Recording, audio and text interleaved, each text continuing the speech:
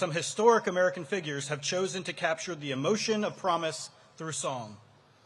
One such American, Catherine Lee Bates, was a literature professor who taught at Wellesley. In 1893, while visiting Colorado, Bates hiked Pikes Peak. At the top of the 14,000-foot summit, she was overcome by the majesty and splendor before her. The impact caused her to write a poem, which she first called Pikes Peak. The poem demanded someone put it to music. Samuel Augustus Ward, an organist and choir director at Grace Church in Newark, New Jersey, took on the challenge. Her words, his music, and America the Beautiful was born. By the 1920s, many believed America the Beautiful should be the national anthem of the United States. However, as you likely know, in 1931, Congress officially gave that honor to the Star-Spangled Banner. On a day where we are gathered here in celebration of these graduates who have chosen a life of service and embody the third stanza of America Beautiful, as they are those, quote, who more than self their country loved, let's pause for a moment and listen. Ladies and gentlemen, America the Beautiful.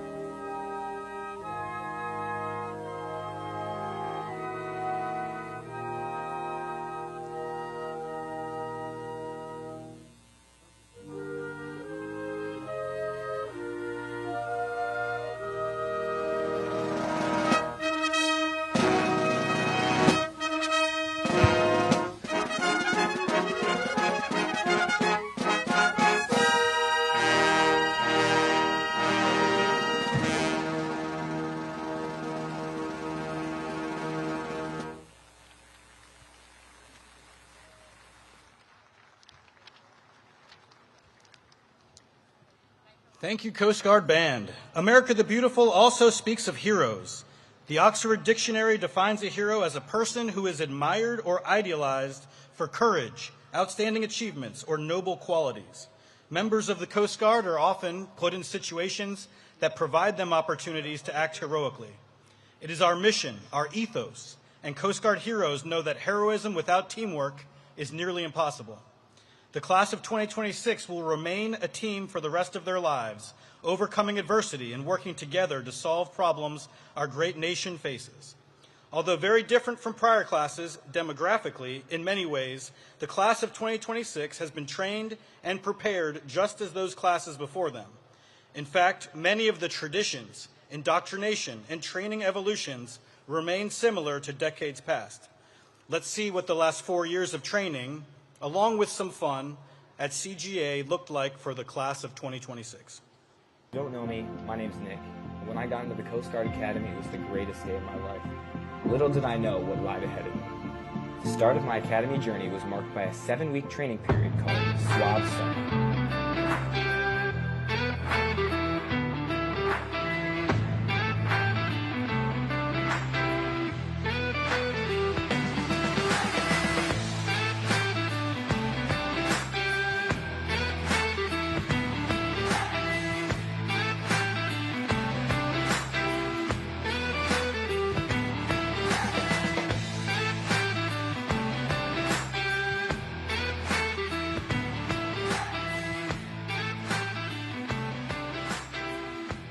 But after those long 7 weeks had ended, I picked up a camera and decided I wanted to show the world what the year ahead of me had to offer. So let me take you along for the ride.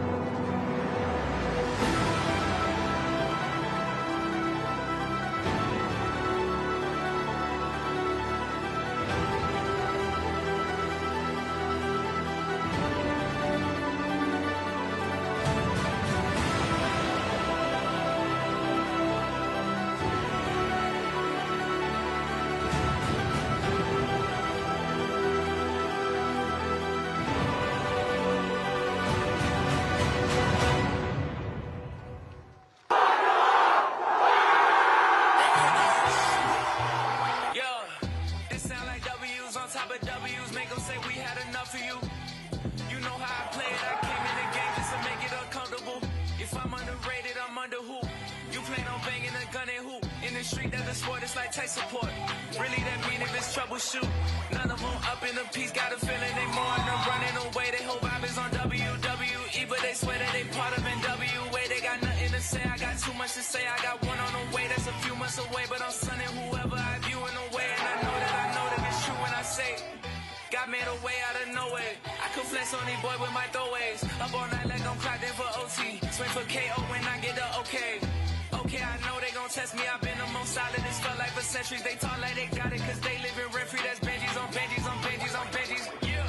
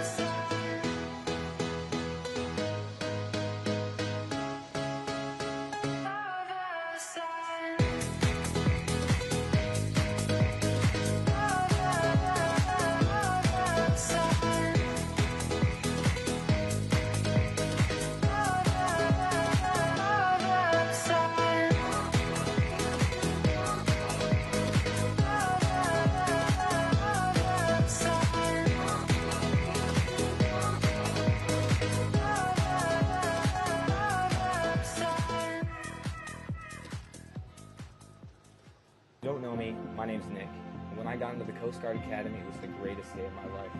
Little did I know what lied ahead of me. The start of my academy journey was marked by a 7-week training period called SWAT. At the end of that video, we saw first-class cadets on billet night, that wonderful and exciting night where the graduating class finds out where their first assignment is and what they will be doing as officers. Will they go to flight school in Pensacola, or a fast response cutter in Guam, a buoy tender in Alaska, a marine inspection billet in New Orleans, or a national security cutter in Charleston? So many possibilities, all filled with challenges and opportunities to lead, learn, and grow. The men and women who have served together in the Coast Guard have unbreakable bonds forged through shared experience. This bond was evident this past year as the Coast Guard was impacted by a federal lapse in appropriations, including the longest shutdown of the Department of Homeland Security. The Coast Guard and Academy community owe a heartfelt thank you to organizations that stepped up to ease the financial strain placed on military and civilian members of the Coast Guard during this period of hardship. One such organization, Coast Guard Mutual Assistance, is headed by an Academy Class of 2003 alum, Commander retired Brooke Millard. During the past fiscal year, CGMA provided over $3.6 million in assistance to Coast Guard civilian employees, assisting over 1,400 of our colleagues, while also providing $100,000 in grants for Coast Guard Child Development Centers and Coast Guard firefighters supporting base operations. Other thank yous go to the Coast Guard Foundation and the Alumni Association for their continued support.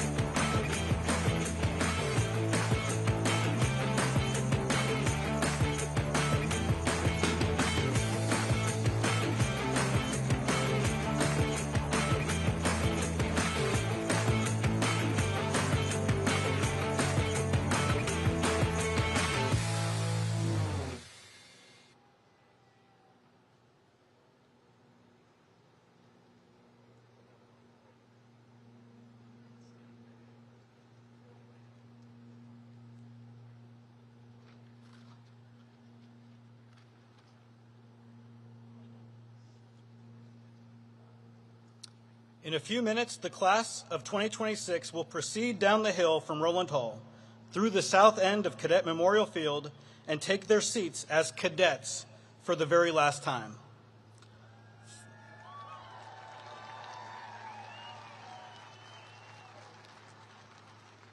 Following the cadets will be the faculty, officers in their whites, and civilians decked out in their regalia or business attire. Civilian academic regalia denotes many things, including the type of degree the wearer holds and the institution that granted their degree. The faculty will be led onto the field by Dr. Karen Wink, who will be carrying the Academy mace. During the Middle Ages, the wood mace, clad in metal, was an effective weapon in battle. But as newer and more powerful military arms developed, it was transformed into a symbol of dignity and authority. Today, the use of the ceremonial mace is found in the United States House of Representatives and in university and college convocations and commencements. Finally, from the Alumni Center on my right, we will welcome the official party and President Donald J. Trump, the President of the United States of America.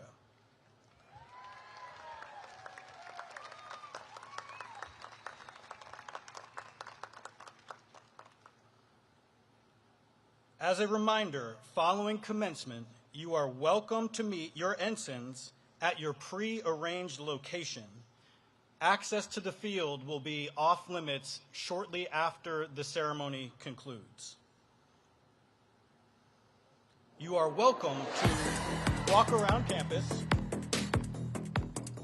and take as many pictures as you would like. I personally suggest Bear Plaza or Crown Park for those premier photo opportunities. I also need to properly train you on something you will likely hear from stage once the commencement begins. You might hear "Go Coast Guard," in which the proper response would be "Go Bears." So let's practice one time. Go Coast Guard. Go Bears. You're exceptional. I'm going to leave you with some motivational footage of your Coast Guard at work defending and protecting our great nation. Thank you to you all. Congratulations to you all and your ensigns. And go Coast Guard!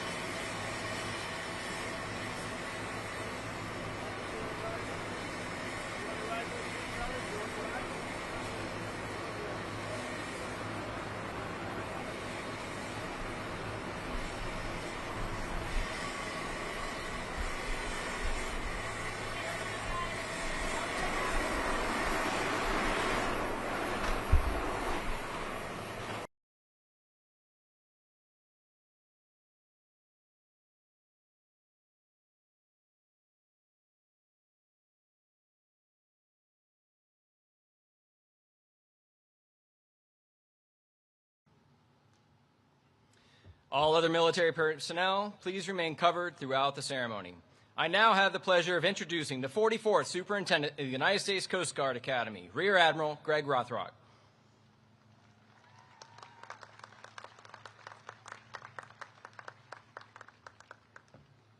What a beautiful day. Distinguished guests, honored international delegations, alumni, veterans, faculty, staff, coaches, families, and friends. Welcome to the United States Coast Guard Academy, the home of the United States Coast Guard's Officer Corps.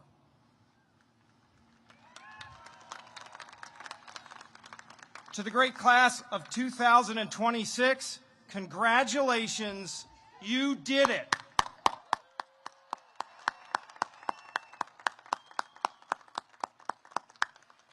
Today marks the culmination of 200 weeks of relentless hard work, perseverance, sacrifice, and growth.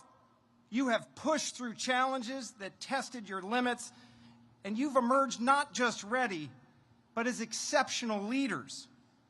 In a few minutes, you will receive your hard-earned degrees, raise your right hands, take the oath of office, and accept your commissions as ensigns in the United States Coast Guard. You will walk off this campus no longer as cadets, but as officers, leaders prepared to serve. This is truly a momentous day for the Academy, for the Coast Guard, and for our nation. We thank the President for presiding over today's ceremony and for the strong support that he has shown our service.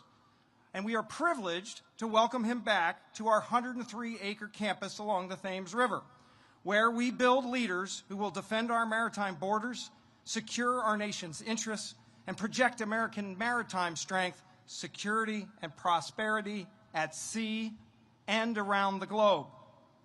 Thanks to the fiscal year 2025 budget reconciliation, the Coast Guard Academy has received millions in critical funding to strengthen all three pillars of our leadership development program: military, athletics, and academics. This will include monumental renovations to Chase Hall Barracks, a world-class aquatic center, and a new science and technology building. These strategic investments will pay dividends for decades and result in a more capable and more resilient maritime force. And while we evolve and modernize this campus, the core purpose remains unwavering. We are committed to producing officers who are ready to lead with character, ready to adapt to any challenge, and ready to serve. Unlike any other federal service academy, 100% of the Coast Guard's Officer Corps passes through these gates. This institution forges the character, the values, and the future direction of the service. As we approach the Coast Guard Academy's 150th year, and we will welcome the class of 2030 this summer, I can assure you we are committed to excellence, to honor, respect, and devotion to duty, and to producing leaders and warriors who put America first. Like the generations of the long blue line who came before them, the men and women of the class of 2026 stand ready to protect our maritime borders, combat threats to our homeland, and defend our national interests with skill, courage, and unyielding loyalty. I can say with complete confidence, they are ready to serve wherever and whenever our nation calls.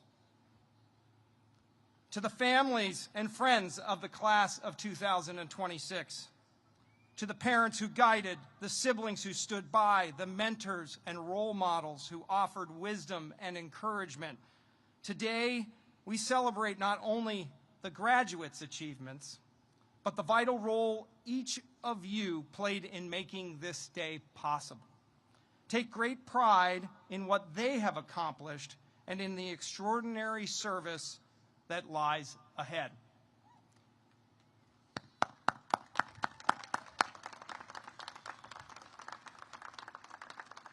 To our dedicated faculty, staff, and coaches, thank you. You have instilled in these graduates the timeless values of the Coast Guard and have challenged them each to become their very best. Class of 2026, if you could please join me in a round of applause for your family, friends, mentors, and the entire Academy Leadership Development team. It'd be great if we could stand for that.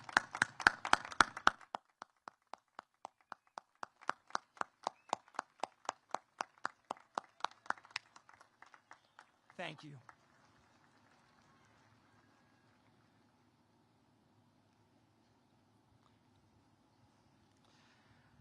So now to the great class of 2026.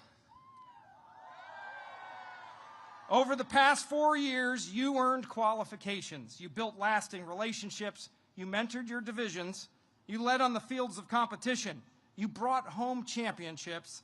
You set high standards, and you delivered academic excellence. As first-class cadets, you guided the Corps with maturity and purpose. Today is not the end. It is the proud beginning of your service as commissioned officers in the Coast Guard. Congratulations to each of you.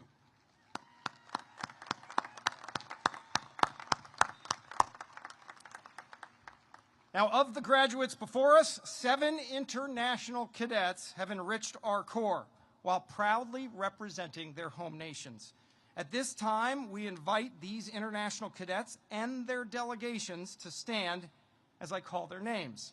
Please hold your applause until all have been recognized. From Guyana, Verlin Gibson. From the Philippines, Arlen Bangsoy, Matthew De La Vega, and Ilissa Flores. From Honduras, Carlos Zavala. From Taiwan, Song Kai-seng. From Vietnam, Nan Ta. Please join me in a heartfelt round of applause.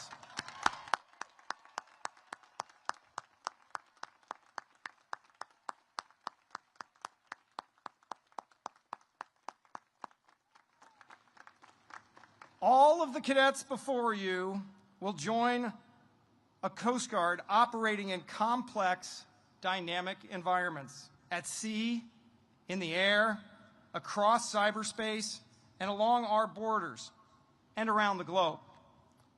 They possess the training, the resilience, the moral compass, and the warrior spirit to meet every challenge. Class of 2026, trust yourselves.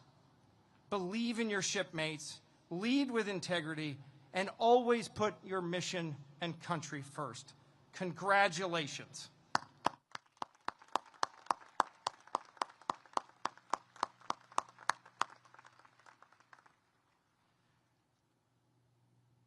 To all of our cadets, you will always have a home here on this campus.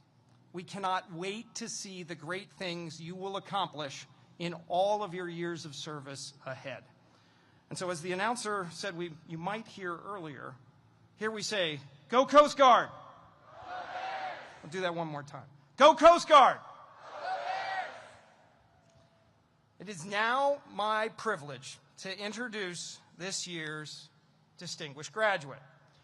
The distinguished graduate is the cadet who has achieved the highest military precedence average across academics, military performance, and the physical fitness program over their entire 200-week program. This year's distinguished graduate is Cadet First Class Matthew Lanzalata. First Class Lanzalata is from Virginia Beach, Virginia, and a member of Delta Company. He is a marine and environmental sciences major with concentrations in marine science and geospatial intelligence. His capstone research focused on testing short-range unmanned aerial systems to augment aids to navigation inspections.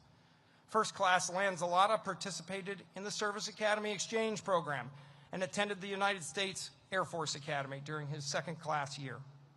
He was the trap and skeet team captain and led the team in competitive shooting events against fellow service academies. He is the son of Paul and Martha Lanzalotta and has an older brother, John, and he is proudly engaged to Riley Drew of Virginia Beach, Virginia. Upon graduation, First Class Lanzalotta will depart to Pensacola, Florida, and report to basic flight training.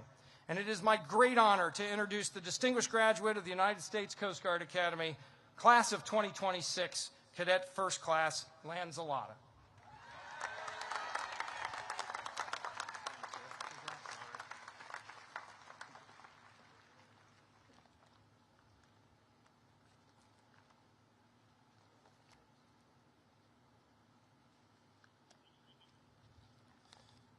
Good morning, Rear Admiral Rothrock, distinguished guests, faculty and staff, family and friends, and of course, the great class of 2026. Our time here at the Academy is strictly defined in terms of length. When we wake up in the morning, what we do during the day, and when we can leave. But how a class navigates from the start to the end is largely on the shoulders of a class. During our fourth class year, we chose our motto to be, "We will find a way or make one," and that is how we navigated our time here. When we walked through the arches of Chase Hall 4 years ago, on that rainy, humid June day, we did not yet have a way. We chose the motto because the words were aspirational, and over the next 4 years, our relentless optimism and our consistent drive enabled us to grow into the class that the motto challenged us to be.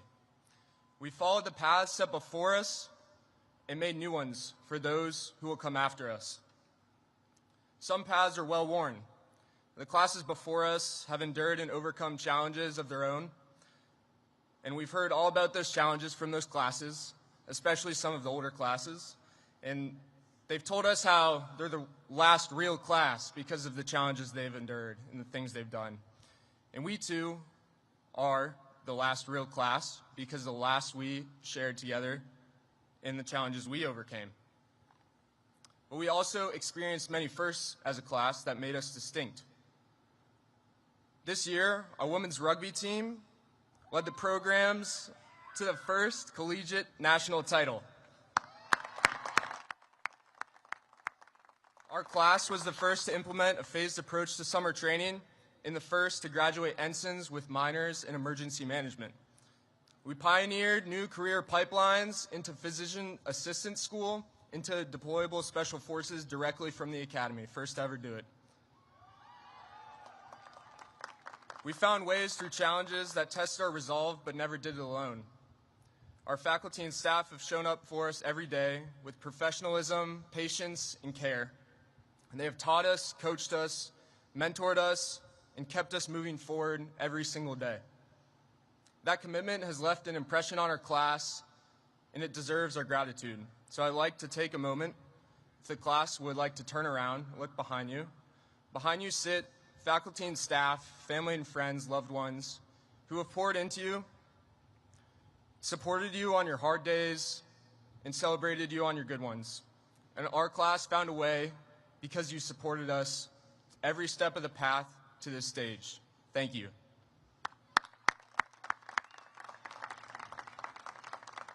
Our time here is made up of many moments. Some feel big and extraordinary, and some feel much smaller and very ordinary. And we face those moments with hopefulness and a drive to overcome the challenges around them. The big moments we will always remember: our last push-up on the parade field after swab summer, receiving our class rings at ring dance, school dances, billet night, where we cheered so loud it was difficult to hear Captain Ensley announce the next billet. Those moments were moments of momentum.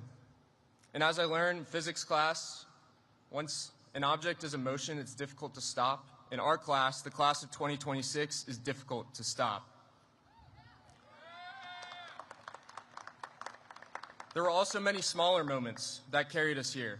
Staying in the wardroom long after food was served to spend time with friends, spontaneous conversations at the OD desk, running into cadets in public on the golf course, and late-night C-store runs for energy drinks and snacks to attack long procrastinated work.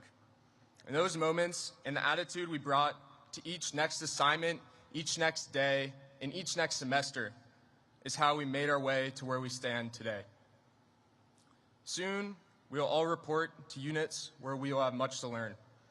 The ensign bars we are anxious to put on our shoulders are not ones of experience, but ones of heavy responsibility. However, the attributes that carried us forward these last 4 years will matter much more than pretending we have all the answers. If we enter our new jobs with humility, relentless drive, and consistent optimism, we will continue to blaze new paths forward. When a cutter's bridge is exhausted, a watch floor is overwhelmed with calls, or the weather takes a turn for the worse, the class of 2026 will be ready. We will find a way or make one. Thank you.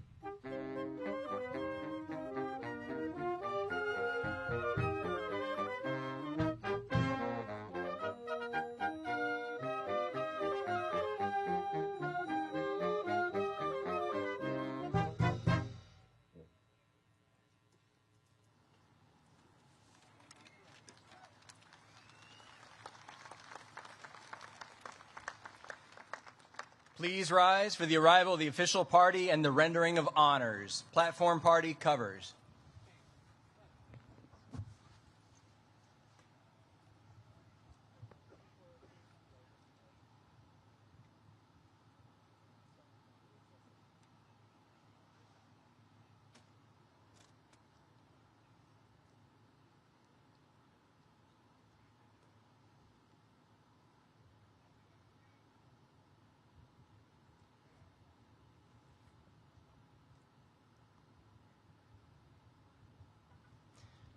Now, Coast Guard arriving.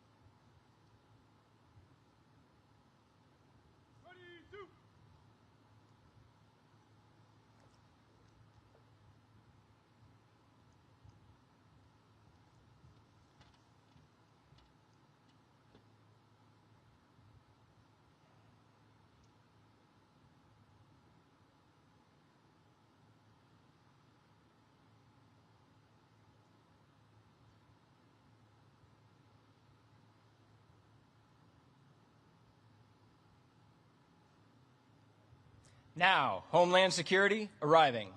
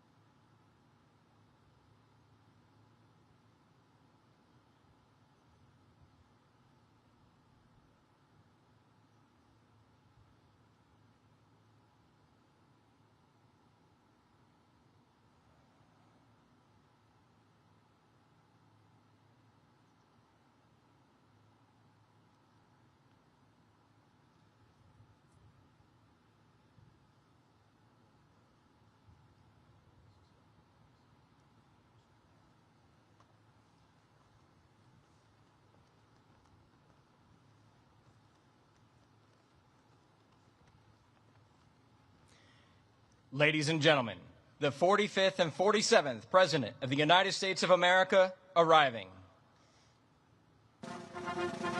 Covered military personnel, hand salute.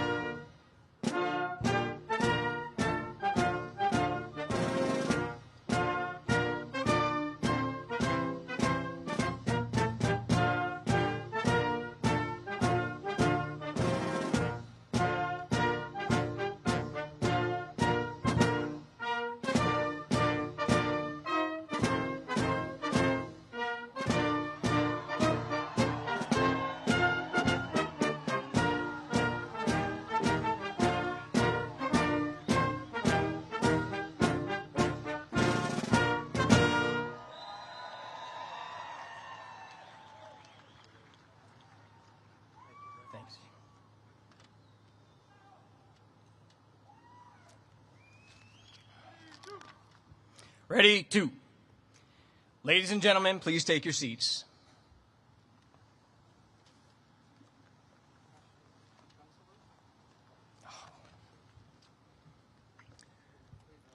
Please rise for honors with a 21-gun salute and ruffles and flourishes.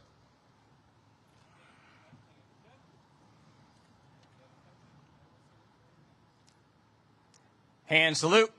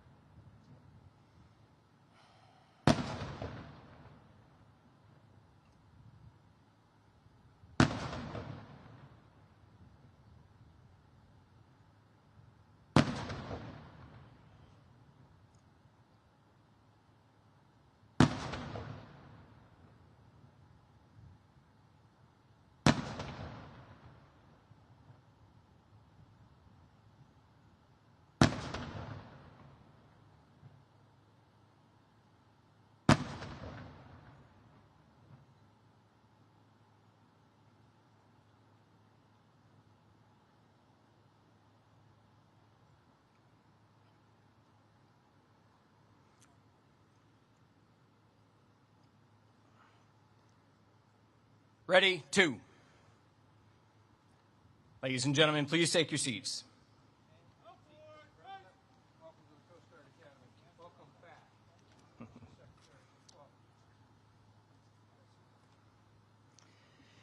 It is now my privilege to introduce the Commandant of the Coast Guard, Admiral Kevin E. Lunday.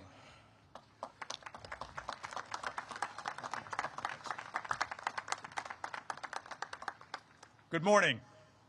Linda Lee and I are honored to be here today.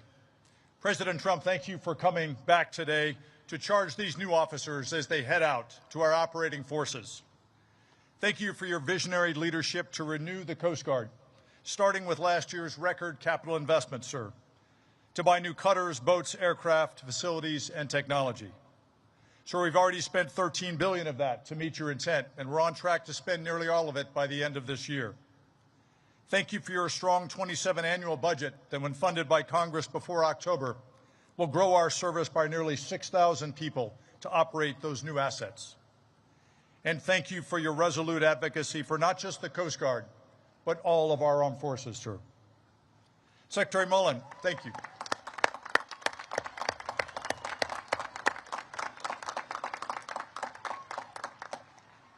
Secretary Mullen, thank you for your leadership and support of our Coast Guard men and women and their families. And under the President's direction, for fighting to successfully fund the Coast Guard and the rest of DHS and ensure that what happened this year never happens again. We will not forget what you did, sir.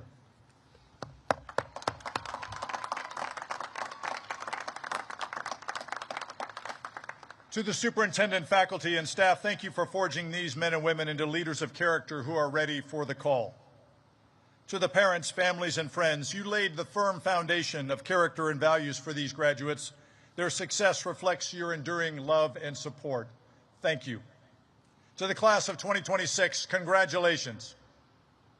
4 years ago, you arrived as individuals, Americans drawn from across our great United States, including our U.S. territories in Puerto Rico, the Virgin Islands, Guam, Northern Mariana Islands, and American Samoa.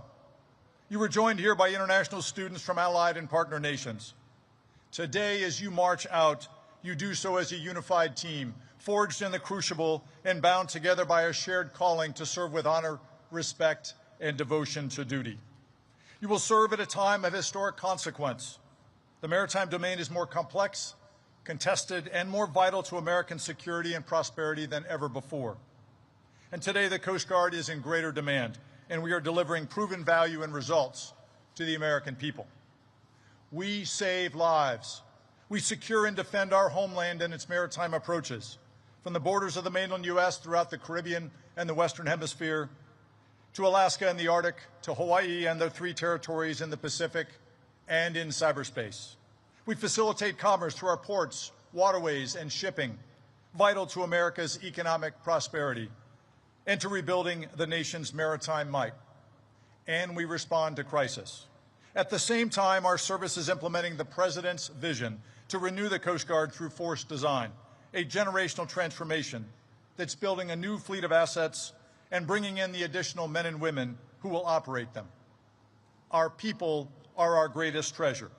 And as we build the most advanced ships in the world, they are nothing without their crews and the leaders of character to command them. You are those leaders. You'll soon report to your first units to lead across our operating forces aboard cutters, at sectors, in deployable specialized forces teams, and at Coast Guard Cyber Command. First, though, you will take the oath to support and defend the Constitution that accompanies your military commission. The commission is more than words. It is a direct grant of constitutional authority from our President and Commander-in-Chief to you, and it represents a sacred trust with the American people. As commissioned officers in the profession of arms, you must lead as if your lives depend on it. For certain, the lives of the men and women you lead, their lives will depend on it. And the lives of the American people we serve will depend on it. The Academy has prepared generations of officers, and you have spent 4 years preparing for this moment. And I know you are ready. I am incredibly proud to serve as your Commandant. Looking to the horizon, I have certain hope for the future. For there's one thing our distinguished service history proves. With a ready Coast Guard crew and the strong support of the American people, there is nothing we can't accomplish. Semper Paratus.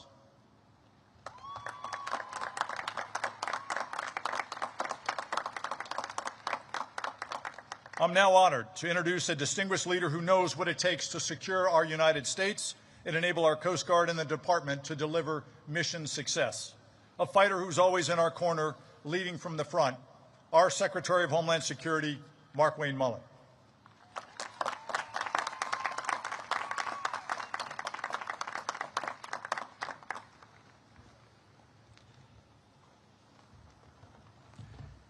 Thank you, Admiral Lundy, and thank you, Mr. President, for allowing me such an honor to serve in your cabinet at such a historic time. As Secretary of Homeland, it's a very humbling position I find myself in, and I play no games about who is my favorite out of the 22 components. I understand the Coast Guard, you're our first line of defense to protecting the homeland. And our President, our Commander-in-Chief, he believes in peace through strength. But he also understands that not everybody believes in peace, and some people only respect strength.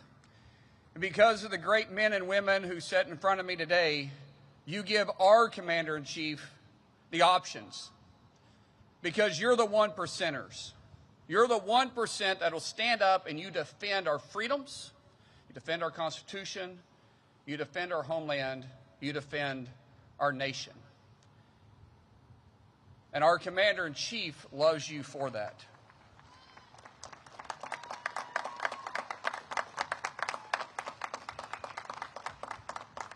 As the 1%ers, the President has made it his obligation, plus his mission, to fund our military in the way that no other president has done. He's invested millions, in the tunes of $25 billion, actually, to fund the Coast Guard, to bring the Coast Guard back to mission capable, to not just fit today's missions, but to focus on tomorrow's missions as well. As I stated before, you're the front line protecting our shores. You protect our inland waterways. You're the law enforcement of the water. And our president realizes that. Your commander-in-chief, this isn't his first time to come and speak at this podium. In fact, this is his second time to come speak at this podium.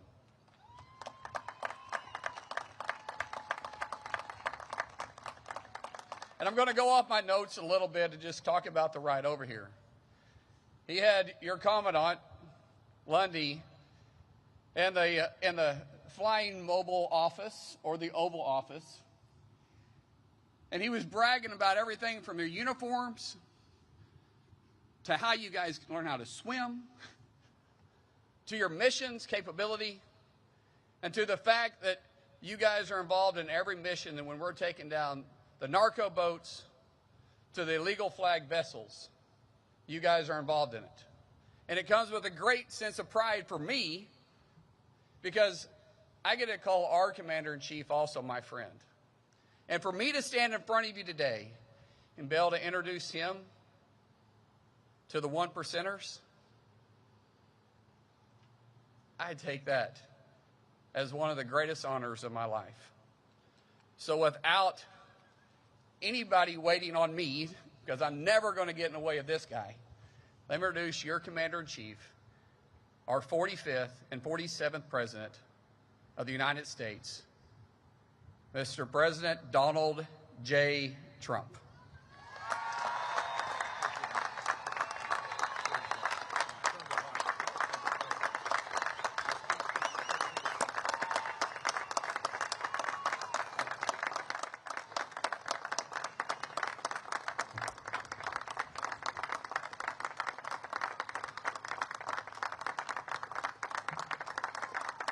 Thank you very much. Thank you very much. That was beautiful. He's a fantastic man. He's a special, very special man. He always has been. And Mark Wayne, thank you. Appreciate it. And hello, cadets. And let me begin by saying a very big congratulations to the class of 2026, special class. It's a true honor to be here on this magnificent day at one of the most prestigious military academies anywhere in the world, and I'm thrilled to become the first president to ever give a second keynote address to this storied institution. I am very proud of that honor. We'll have to try it a third time. We're going to have to try it maybe a third time, too, to keep that record intact. And a few moments from now, every graduate in the field will go forth with a even greater honor, one of the highest distinctions anyone can attain. You'll become commissioned officers in the United States Coast Guard, and our country is hot. This is a great time. Our country is hot. I hate to say it, but I will.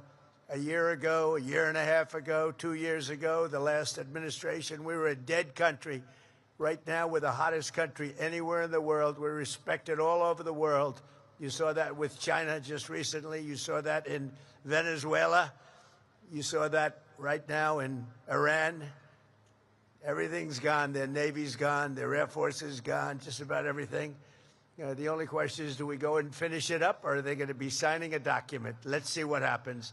But we're a hot country. We're the hottest country anywhere in the world, with the strongest, most powerful military anywhere in the world, and there's nobody close. I want to thank our new Secretary of Homeland Security, Mark Wayne Mullen, a fantastic man, for the introduction, along with Coast Guard Commandant Admiral Kevin Lundy. And he is something. He's a special guy. You know, when you get to that position in the Coast Guard, you're very something. I don't have to ask, gee, how good is he? They have to be very good. It goes with the territory. And the President of the Republic of Palau, Surin Whips Jr., I want to thank you very much. And you're here, and we appreciate you being here. Thank you very much.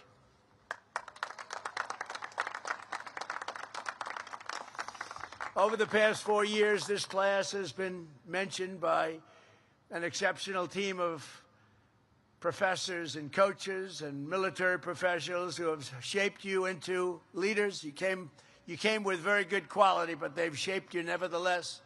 And warriors who revere honor and really honor duty. You honor duty like very few others can even think about it. So let's give a big round of applause to the entire faculty and staff that made this possible.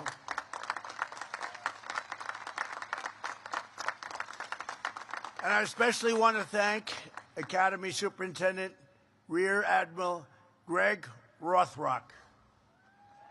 Come on, get up here, Greg. Come here, come here. He does a hell of a job. You don't want to mess with him. Don't mess around with him. Thank you very much, Greg. Fantastic. Also, your Assistant Superintendent, Captain Jess Razioks. Where is he? Where? Oh, nice. Very nice. Thank you. Commandant of Cadets, Captain Aaron Casabant. Hi, Aaron. Hi, Aaron. Command Master Chief Evan Birch. Evan, where are you, Evan? Good job up here, Evan. It's never easy, Evan, up here, right? You feel more comfortable in the water. And class advisor Christy Rose. Christy. Thank you, Christy. And, of course, where would you be without the wonderful friends and family in the stands? And there are a lot of them here who loved and supported you, and they were with you every single step of the way, and they do love you. They do love you. Sometimes they're not forthcoming with that statement. They're up there. Half of them are crying. Look, their boy, their girl, right? Their boy or their girl. They call him girl, by the way, and they call him boy. And in 30 years, they'll be calling you boy and girl, too. They love you. Your parents and your family, please.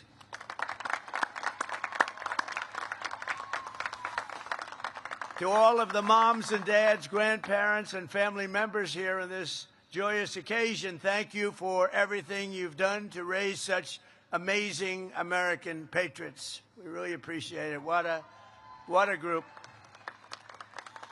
And today is all about the incredible class of 2026 that you've achieved and all of the things that you've achieved and the exciting future that awaits. You have an amazing future.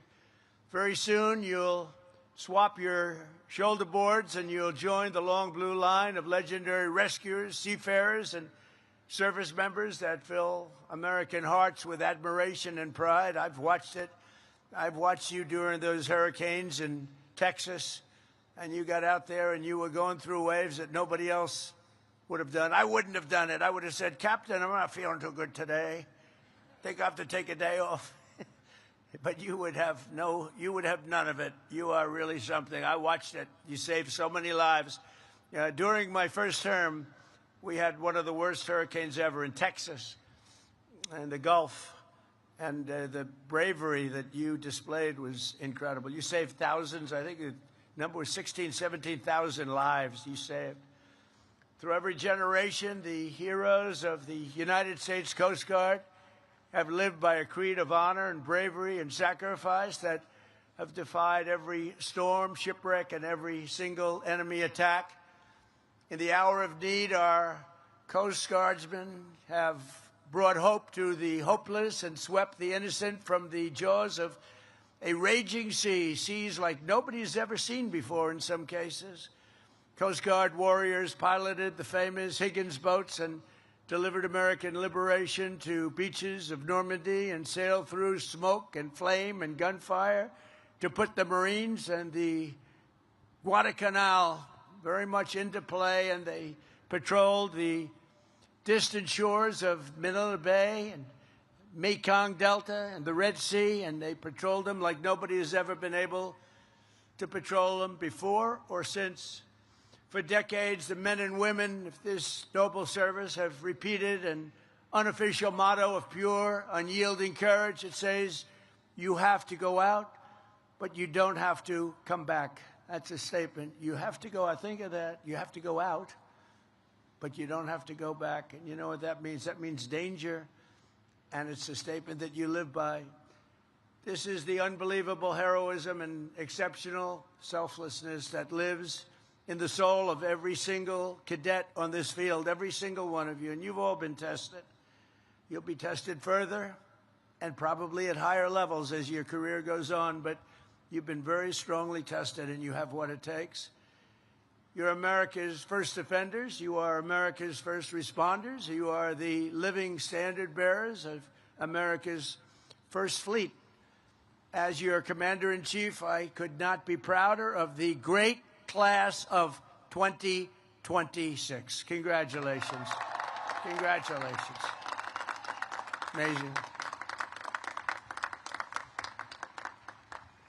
And I'd have no doubt to say, and just like those Coast Guard legends who came before you, you will always put America first. We put America first now. We haven't done that for a long time, but we do that under the Trump administration, I will tell you. And the whole world is saying, well, America's first, and they put America first. And we help others too, but we put America first. 4 years ago, most of the cadets here today could have gone to almost any school that you wanted. It's so hard to get into the Coast Guard. I had so many people, sir, could you get my son? He wants to go to the Coast Guard Academy. And I look at the son, I say, he's not going to make it. Terrible. I lost a lot of friends. I lost a lot of friends. But every once in a while, I'll call up with somebody outstanding, and they'll generally take care. If they don't take care, they're fired. So, you know, they have no choice. But you really have outstanding people coming in. But you chose New London. You chose Cape May. You chose Kodiak Island. You chose the great service of God and country in the U.S. Coast Guard. And it was the best decision of your lives. One of the great decisions. You will say it.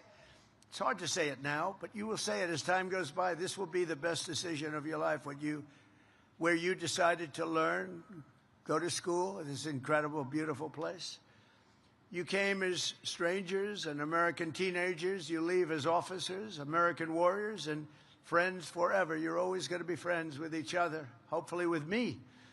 Today, this field is full of some of the smartest minds, the toughest athletes, and the most tenacious leaders our nation has to offer. It really is. It is very hard to get into this particular place. It is very, very hard.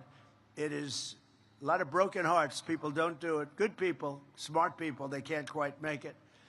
Many of you have excelled academically, but 49 cadets have studied longer and harder than anyone else. The very accomplished Coast Guard Academy scholars.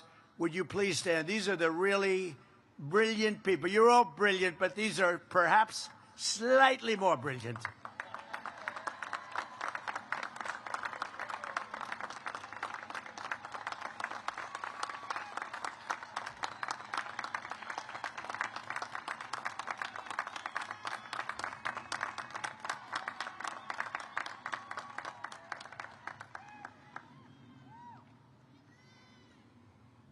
Don't feel guilty.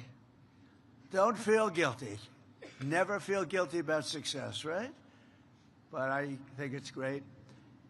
And at the top of your class with the highest score in both military and academic achievements is distinguished graduate Matthew Lanzillotta. Where is he?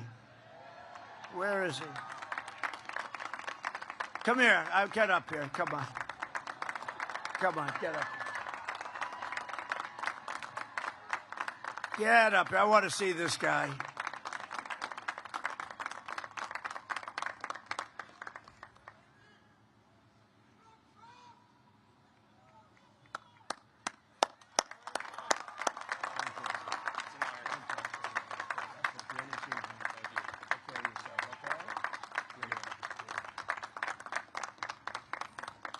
I hate good-looking men. Very good. Matthew, that's great. Thank you very much. It's a great honor. We also have the only cadet who earned a perfect score on every single fitness test. Now we're talking fitness. Do you know who this is already? Wow, this guy must be something. I think we'll have to invite him up. I want to check it out. For the last 4 straight years, which they think may be an all-time record, congratulations to Thomas Rhodes. Thomas, get up here, please. I want to see. I want to check him out. Whoa. Wow. Oh, we're not going to fight with him. I'm not fighting him. I'm not. This is not UFC. Please understand that, Thomas. Look at this guy. Look at the muscles on this guy.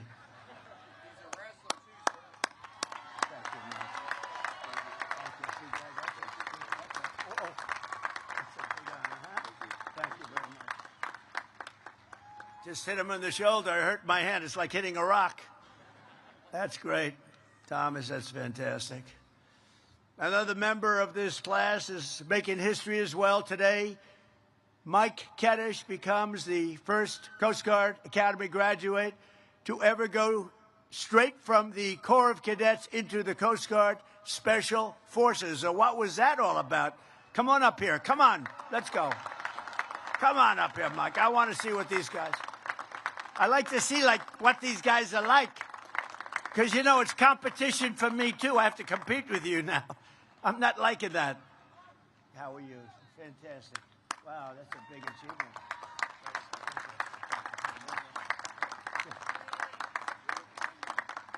These are special people. Thank you very much, Michael. For the past 4 years, you've been led by your brilliant class president, Savannah Riera. Where is she? Hey, Savannah. Where are you, Savannah? Where are you, Savannah? Where's Savannah? To your left, sir. Savannah, come on up here. I have to. If I didn't invite her up, they'd accuse me of discrimination. That would not be. I'd be, ladies and gentlemen, the president got sued today. Savannah, come on up. I have to get her up here, and she looks so fantastic. This is ridiculous. Nothing like having a little fun. Do you agree? This is your big day.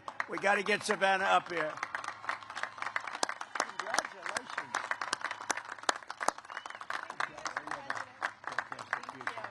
Thank you so much. Thank you, Savannah. Thank you. Thank you, Savannah. Well, this class has also been blessed with many tremendous athletes, including the Academy's all-time leader in receptions, yards, and touchdowns, wide receiver, Brooke Desta. Where's Brooke? Wow. That's a pretty good record, Brooke. I'll let you come up if you want. You want to come up? Come on up here, Brooke. Come on. You can see they want you up here, Brooke. So do we have a little NFL future here, maybe? I don't know. Usually that can happen when you're leading by that much. That's a lot of achievement. Thank you.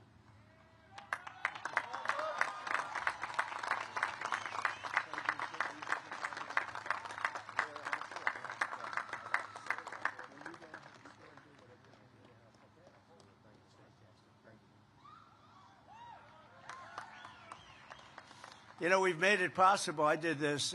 We made it possible for people like Brooke that really have a great ability at sport, and in some cases will be drafted by the NFL or have a chance of getting into the NFL or baseball or basketball or whatever it might be. The problem is they had to serve, as you know. They had to serve 5 years, and that's not exactly conducive to being drafted very high if you had to go away. So I made a decision in my first term, and we adhere to it very strongly, that when somebody has the ability, going to Coast Guard or West Point, Annapolis, Air Force, any of them, if you have a student with extreme ability that gets drafted and can play in professional football, we allow you to go immediately, and you serve your time in the Coast Guard or whatever after your professional career is over. And it has made such a difference. It's also made a big difference in recruiting. That's why your teams are better today than they used to be.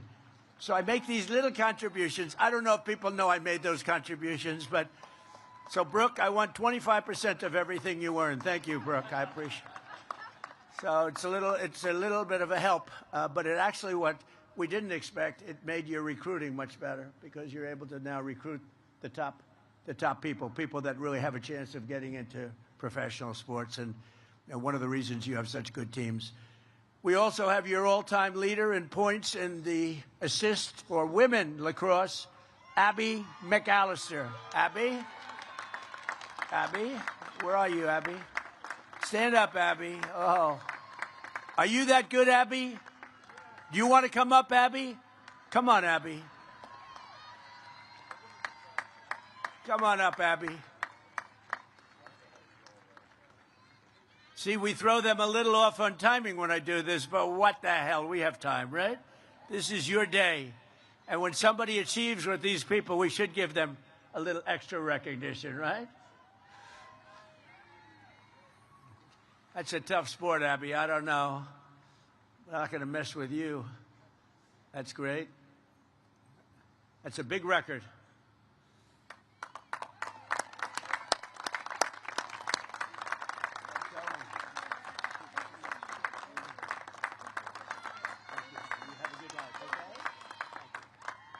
Thank you, Abby. Of course, there are those of you who have made your mark on the school in many other ways, like the mayor of the class, Freddie Wheaton, the founder of Phi Kappa Granny, Evan Granahan, and the leader of the esports club, Aiden Roskowski. They've done a great job. That's good. That's also called leadership. While everyone has worked and studied hard, some may have spent a little bit too much time at a place called Mr. G's. I don't know what Mr. G's is. I don't know what it is, but I don't like the sound of this. I'm not. Where am I going with this one?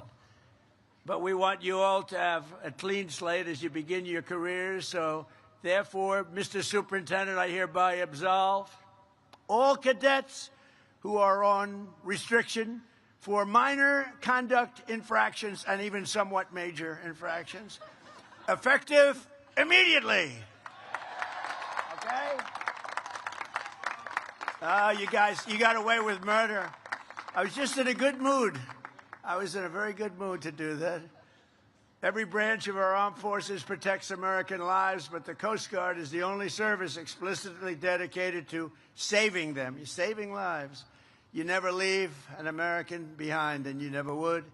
In the past year, our Coast Guard heroes have saved over 5,200 lives at least and helped carry out and carry over 19,000 people to safety. Amazing.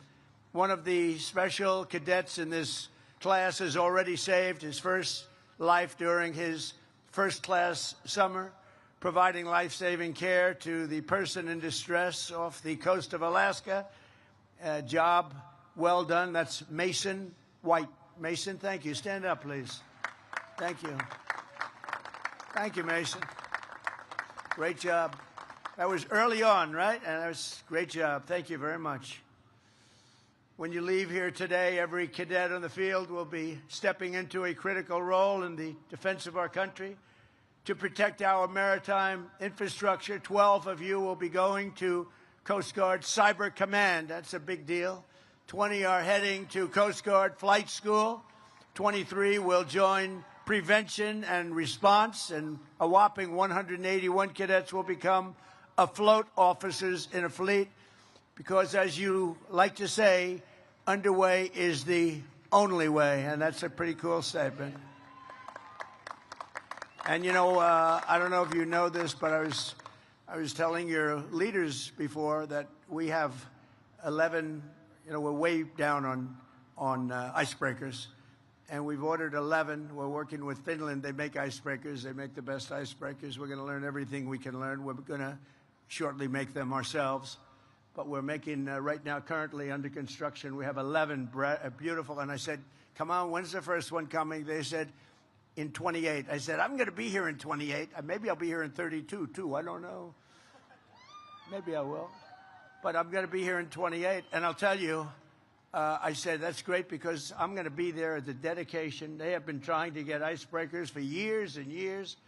and no president was able to provide them with what you need to get it done. And I want to thank the country of Finland, because they are known to make the best icebreakers. And I thought going there, for starters, you know, we tried making one, but it was too front heavy.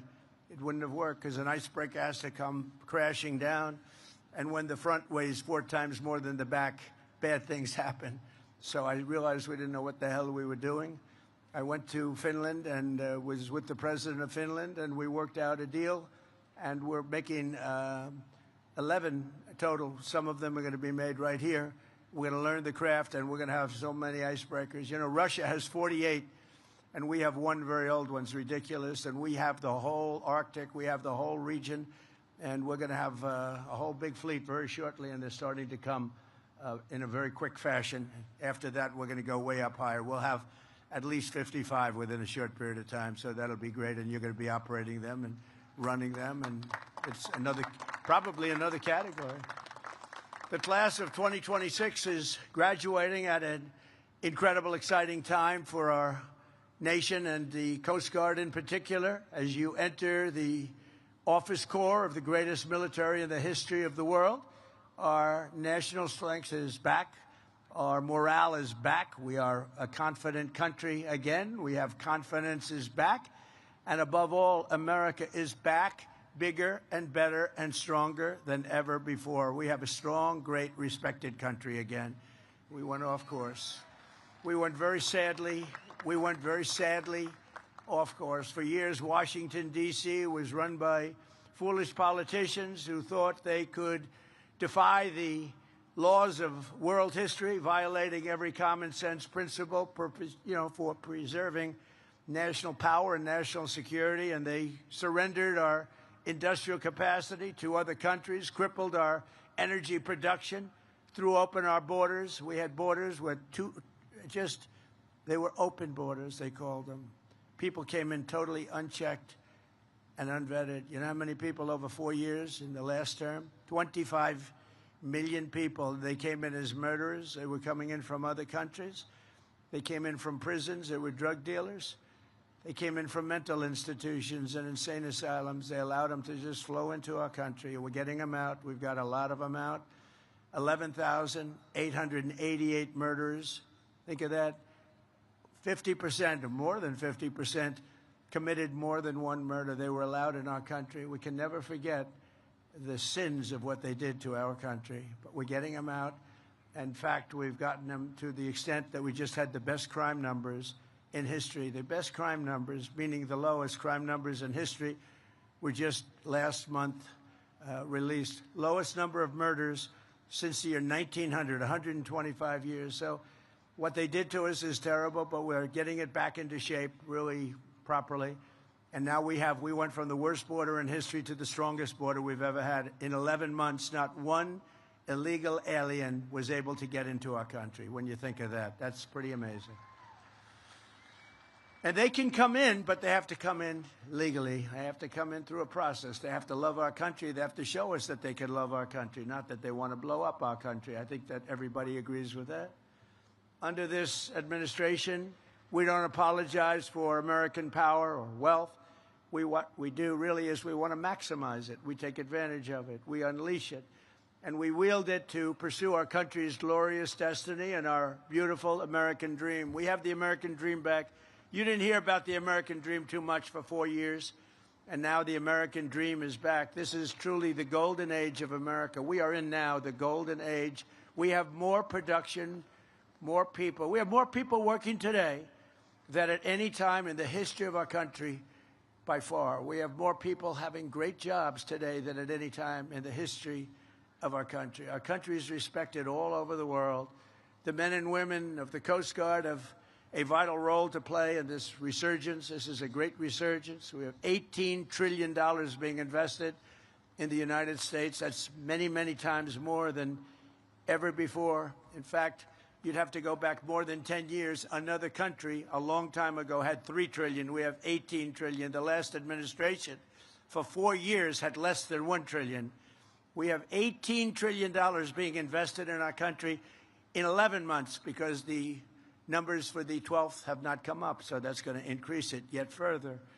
So that's an honor. It's a great honor. To me, that's something special. We're building plants, auto plants, every kind of plant you can imagine all over the country.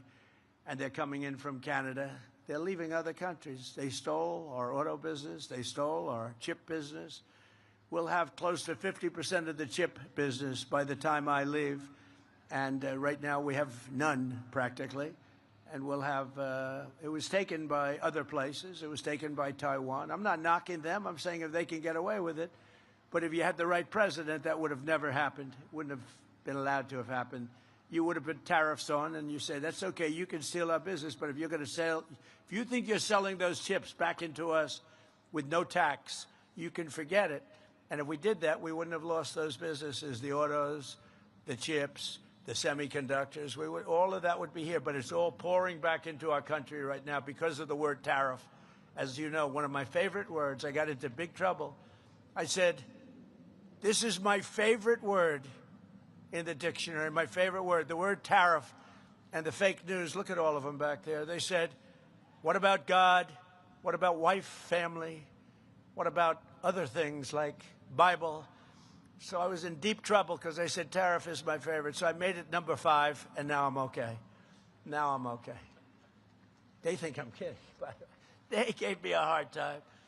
But with your help, we're reasserting one of the most time-honored principles of our national security, that the American dominance in Western Hemisphere will not be threatened under any circumstance. As an example, we will not let Iran have a nuclear weapon. That's all. It's very simple. We will not let that happen. And we have great support. You wouldn't know that by reading the fake news, but we have great support. People don't want them to have a nuclear weapon, and they will not have a nuclear weapon, and they want to make a deal so badly. We'll see what happens, but we hit them very hard, but we may have to hit them even harder, but maybe not. But we're not going to let Iran have a nuclear weapon and blow up the entire Middle East, Israel, the entire Middle East, and then come here for you. Not going to happen. So just as no family can be truly secure in a violent neighborhood, we will not allow chaos, instability, or danger to fester in America's own backyard. We're not going to let it happen. One of the reasons we have Mark Wayne, and one of the reasons that I feel so good about things, is a tough cookie. You know, he was a great fighter, too. A great fighter. He was a tough cookie and a very successful fighter. His sons are all-American fighters, so they have good genetics in that family. But Mark Wayne is a tough guy with I always say he's a tough guy with a great heart. And that's a good combination. So from the Gulf of America to the frozen waters of the Arctic, from the shores of Havana to the banks of the Panama Canal, we will drive out the forces of lawlessness and crime and foreign encroachment, just like we've been doing. You know, we have only 3% coming in. We were getting tremendous, you would understand this because you were involved in this, we're having tremendous amounts of drugs brought in by sea, by ocean, by water. And a tremendous amount. And we've now reduced that to 3%. So it was a big percentage, and now it's all the way down to 3%. And we've hit them very hard, as you know. Not that it's something we wanted to do. And we never miss. We never miss. We hit them very hard. And actually, people are trying to figure out who are the 3% because they happen to be the bravest people perhaps anywhere in the world. The 3% that's left, but I don't even think they have 3%. We virtually stopped it. And now we're going to stop the drugs coming in by land, and that's the easy one to do. That's the easy one. I want to thank the Coast Guard because you've been unbelievable in that endeavor. Think of it. We had a majority of drugs were coming in by the sea, by the ocean, and we have virtually stopped that. And now for the easy part, the land, much easier, and it will be equally quick. And we are going to have drugs are down by 61%, but we want to get them down to almost nothing because they've destroyed so many families, so many people, so many lives. Our Coast Guard cutters are elite tactical teams where the pivotal is enforcing our successful blockade. And you just have to see this. We have a blockade that's, they call it the wall of steel. Nobody goes through them. And you're a big part of it. Nobody goes through. The Navy, the Coast Guard, we have ships that tried to go through, and they're saying young captains from Coast Guard Academy, the Naval Academy, Annapolis, And they're saying, do not proceed further. They have the greatest loudspeaker system, much better than this one. Now, let me tell you. It goes over the water. It bounces on the water. And you have this young, handsome captain saying, do not proceed further. You are in enemy territory. Do not proceed further or we will shoot. And you have a ship that's like 2 football fields long that carries 2 million barrels of oil. Think of that, 2 million barrels. And on occasion, they'll try and disobey. And last week you saw one shot, not a missile shot, a bullet, a very large bullet. A bullet from 4 miles hit the rudder of the ship, and the rudder of the ship fell into the ocean. It was a beautiful thing to see. It just fell in. I said, what the hell kind of a shot was that? And the man said, no, we are going back to Iran. See, now I say Iran. I don't use because he obviously has a correct pronunciation. We will go back to Iran. And it took, with a broken rudder, with the rudder that was laying at the bottom of the sea, it took 10 miles just to turn that ship back. But nobody violates it, nobody. And I was with, as you know, President Xi of China 2 days ago. We had a tremendous meeting, very successful meeting.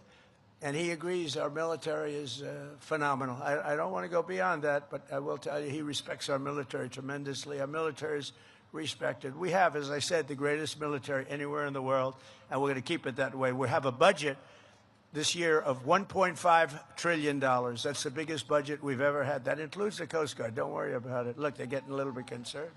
Don't worry, it includes you. You're going to have so many Coast Guard cutters, you're not going to know what to do with them. You'll have a cutter that's 2 years old. You say, Captain, I want the new one. Didn't used to be that way. But we have a lot of money coming your way, you know that. Because of these people and people like them. They made a great case for it, and I'm a big fan. So, we take care of it while I'm here, because we're going to take care of the Coast Guard like you wouldn't believe. And in a flawless, thank you. And in a flawless operation last January, supported by the Coast Guard, America's armed forces captured the outlaw Nicolas Maduro and brought him back to American justice. He's awaiting trial from Venezuela, an attack that took less than 1 day. And it was an amazing, I think it's one that's going to be studied for a long time. Great, smart country, very tough military country, but it really took 48 minutes and 13 seconds to be exact, but let's give it 1 day. And he's now awaiting trial. And now we have a great joint venture with Venezuela. We have millions of barrels of oil coming into Houston and coming into parts of Texas and Louisiana and Alaska. And it's been an amazing thing. You know, Venezuela used to be a really great country 20 years ago. Then it went the wrong way. It went the way they'd like to take this country. Some lunatics would like to take this country way, way left and destroy it. But we're not going to let that happen. We're not letting that happen. This service has also been at really the center of the battle to restore sovereign borders for the United States and keep drugs and criminals out of our country, and we're keeping them out. Since I took office, the Coast Guard has seized over 206 million lethal doses of illicit narcotics, the most in the history of our country, enough to kill a country, a large country, many, many times over. And you've seized it, and you seize it constantly, and you don't play games. Last August, the Coast Guard cutter Hamilton interdicted 76,000 pounds of illegal drugs, the largest Coast Guard drug bust of all time, largest ever. And I'm telling you, the Coast Guard has always been good, but you've stepped it up even beyond that. 5 cadets graduating today were part of that historic action. And I'll mention their name. Elliot Coles, stand up, Elliot. Jenna Lewandowski, Piper Stevens, Hannah Warner-Kay, and J.J. Banek-Gebel. Thank you. Great job. Thank you very much. The Coast Guard has also played an important role in Operation Epic Fury to ensure that the Iranian regime never obtains a nuclear weapon. Just 2 months ago, off the Coast Guard at Malaysia, a highly trained U.S. Coast Guard tactical team helped seize a sanctioned Iranian oil tanker that had been used to transport over 1 million barrels of oil from Kharg Island into the coffers of Iran. We don't want that to happen. This is the third sanctioned Iranian vessel the Coast Guard has helped capture since we began the fighting, the real fighting, with Iran, and many more to come, I suspect, unless they get smart. Everywhere you go, you say, never forget. You represent the most righteous, successful, and exceptional nation in all of history, and you were really put in a position where you wear the uniform, the most powerful military ever to sail the seas. You are right now at the pinnacle of this nation. You are at the pinnacle. 4 years ago, 3 years ago, I couldn't have said that. I wouldn't have been up here, but I couldn't have said that. You were not at the pinnacle at all. Right now, you're at the pinnacle of the Coast Guard, at the pinnacle of the military, and that military includes the Coast Guard will soon be stronger and more powerful than ever before with all of the things we've done. Last year, I signed a record-setting $25 billion investment in the Coast Guard, including funding for 22 new cutters, 40 new search and rescue helicopters, 25 state-of-the-art icebreakers, and we're also providing $380 million for renovations and improvements right here at the Academy. The Academy is going to be so beautiful. It's already beautiful, frankly, but it's going to be tippy-top, as I say. It's going to be perfect. Under our leadership, this service is seeing more action than at any time in many decades. I would say at any time, period, you've never seen what is happening. And the Coast Guard, as good as it has been, has never seen what's happening to it right now. And the spirit has never been higher. And I think we can say that. It starts with the leadership. But I think the spirit with the Coast Guard has never been higher than it's been right now. And I got to know a couple of people over the last 2 weeks from the Coast Guard, and I can see why. These are incredibly brilliant people, good people. I have to say, I don't want to give them any ideas, but in the private sector, they'd be making a lot of money. And you know what? They wouldn't trade what they're doing. Would you guys trade for millions a year? Maybe. Maybe. No, you wouldn't. I don't think you would. A lot of people would like to be in your position that are doing very well, believe me. In the 4 years before I took office, the Coast Guard recruitment missed targets by 20 and 25 and 30%, the targets, the recruitment targets. And not only you, the Marines, the Army, Navy, Air Force, Space Force, that's my baby. I started the Space Force. I was very happy. It's going to turn out to be one of the most important of all. But you miss your recruitment numbers, and it was an embarrassing time. Not only the military, the police, firemen, anybody with a uniform, they didn't want to be associated with our country, frankly.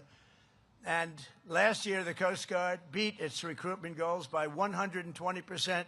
And we have so many people wanting to get into the Coast Guard and all levels of the military now that weren't even thinking about it. To me, it's one of the most exciting things. When I first came, we had the election on November 5th, and it really started from the day of the election. But we had the election on November 5th. But I will tell you, before that, you couldn't recruit people to go into the military. Nobody wanted to be there. They were trying to reduce standards. Now the standards, I hate to say, are through the roof. But now we have lines of people wanting to get into every group of, whether it's the Navy, the Coast Guard. And I will tell you, I looked at the numbers, the Coast Guard in particular. You have exceeded your numbers. You have a waiting list that's a mile long of people that want to get in. So I think I have to say congratulations on that. You know, it's a really big deal. And by the end of my term, we are adding 15,000 new Coast Guardsmen. And we're going to have them added to the list because of all the new equipment that we've ordered. And it's a true honor to be your commander-in-chief. I mean, I'm looking at you. I'm glad to get to shake hands of a few of your outstanding people.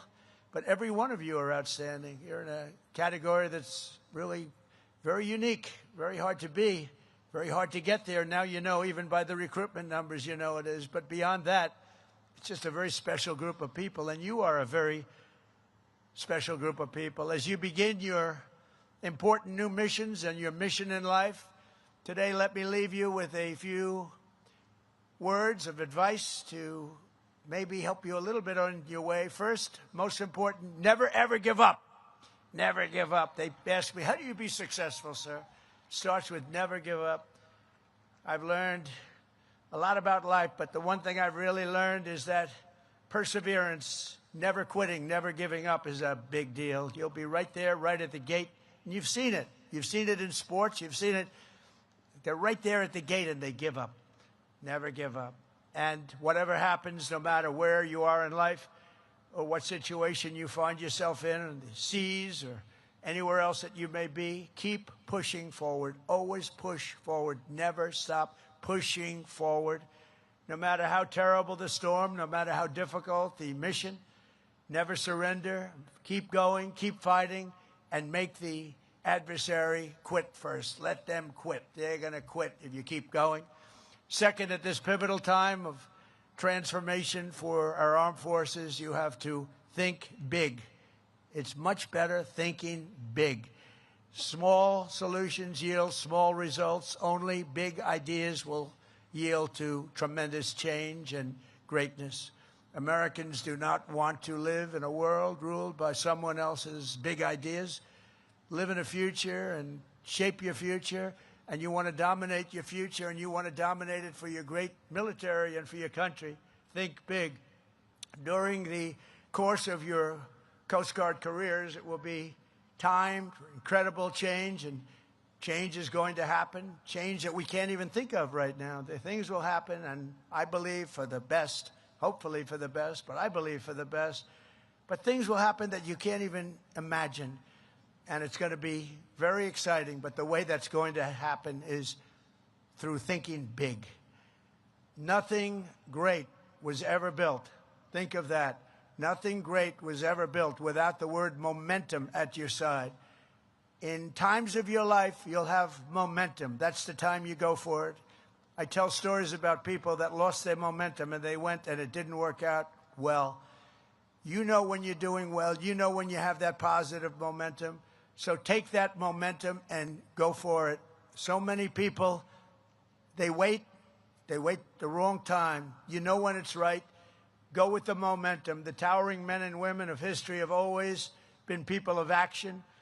You answered the call to serve, and now you need to make sure that most of your time is spent on very important roles in life. You've done a lot, and you've had a lot of relaxation. Frankly, if you enjoy what you're doing, there's no such thing as work. It's not work. What you're doing, I would say with most of you, it's not work. What you've done is a lot of work, but it's not work. It really isn't. It's a great pleasure. I find myself, I work a lot. They say he's a workaholic. I'm not a workaholic. It would be tough if I didn't do things. If I didn't do things, I don't know what I'd be doing. It probably wouldn't be good. But you got to love it. And if you love it, it's never considered work. There will always be time for taking the easy path. And there'll be times when you want to do that or to settle for maybe a short-term fix. But for the best results, it'll always be a product of unbelievably hard work. That's why I always sign something. They say, oh, could you put something on? I say, work hard. To a young person, work hard. Because you have to work hard. It's so competitive. Life is so competitive. You have to work hard. It's never going to come easy. You have to work hard. A lot of great athletes, they say, the harder it work. I remember Gary Player, a great golfer. He was somewhat smaller than other great athletes.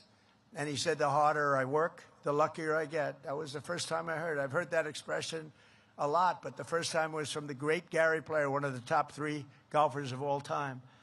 And he said, the harder I work, the luckier I get. It's a great expression. Fourth, as you go into life, and right here at the Coast Guard, you want to keep your eyes in the boat. You want to have your eyes in the boat. You know what that expression means better than anybody. Do not be distracted by what's outside. You just want to look back and you want to just see what's happening, but keep your eyes in the boat, a Coast Guard expression. Focus on the task before you and move forward. Always, always move forward, never move back. Remember, what actually matters and pursuit of success is, it really has to be relentless. You've got to be relentless. And many of you are relentless. You wouldn't be here if you weren't, because There are 10 people for every seat that I'm looking at, 10 people, and I think even more than that, that wanted that seat, and you made it. So finally, you have to be strong. You have to be really strong, and I don't mean just with muscle strength. I mean with mental strength, and you have to be brave. In your profession, you have a level of bravery that has to supersede a normal person's bravery, but that's why you're here. America was not founded by weak and timid men or women who cowered in the face of evil or sat by as danger loomed. As President Theodore Roosevelt said, freedom is not a gift that lasts long in the hands of cowards and weak people. Today, our country faces the threats that are very strong, but we have a much stronger country today than we had 2 years ago. Today, the threats that look really bad 2 years ago, 3 years ago, we had a country that was rudderless, just like that ship that had its rudder shot off. We have a country now with very strong, powerful rudders. But every one of you has your soul, the strength and courage to face whatever comes before you. You're going to do unbelievably well. I mean, just have no idea. I look at audiences all the time, but I'm looking at this audience. It's just an incredible group of people, a beautiful, beautiful, brilliant group of people.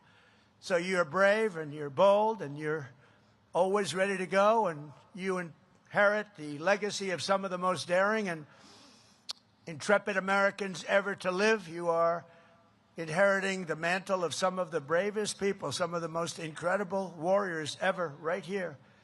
A tradition of pride and glory and greatness passed down from one generation to the Coast Guard heroes to the next. You had great heroes. In World War II, the Coast Guard was the first branch of the military to seize a Nazi vessel and take enemy prisoners. The first one to do it was the Coast Guard. The first branch to traverse the Northwest Passage, and the first to sail a ship right up the middle of the frigid seas to the North Pole. You were the first. You were the first to do so much. And that's not going to change. And now you have equipment. I think we can say definitely when all that new equipment comes in, Admiral, you have equipment the likes of which the Coast Guard has never had before. So you'll have many ships sailing up instead of one. You're going to be doing things that nobody even thought possible. You have on order. Some of it's already delivered, but you have on order the best equipment anywhere in the world. There's no other Coast Guard. There's no other, frankly, Navy that has anything like what's coming your way. On September 11th, 2001, amid the rubble, dust, and debris, it was the Coast Guard that organized the largest boat lift in all of history, evacuating 500,000 people from lower Manhattan. That was a terrible day. The gleaming white hulls and the blazing red stripes of your cutters have sliced through the horizon of nearly every major waterway on Earth. Every day, Coast Guard members plunge into pitch-black oceans, rush onto roaring surfs, and do battle with Mother Nature at her absolute worst. Mother Nature like few can imagine it even exists. And I've seen it. I've seen things that I said, nobody's going into that storm, and you guys go into it like it's just another day of work. You fly into gale force winds, smash into 50-foot waves, storm into floods of fire and shrapnel, and swarm through water so cold that it will snap a ship in half with just the wrong hit of a wave. But your fellow Americans, and above all, you're from the Coast Guard. There's nothing, absolutely nothing, that a Coast Guardsman cannot do. There really isn't. I've seen so much. I mean, as president, I've just seen so much. I've seen people that were going to be decimated, that were going to be destroyed in sea. I told you about some of the hurricanes. They were out at sea. They were boating, and they got caught. They wanted to go a little closer, a little closer, a little closer, and then they got gobbled up by nature. And the only way they could have survived was what you people were able to do. You went in there, and you got them. It wasn't easy. It was very dangerous. No matter how perilous the task, you're unafraid, and you're just an unstoppable force, and you want to stay that way. The U.S. Coast Guard has never, ever let us down.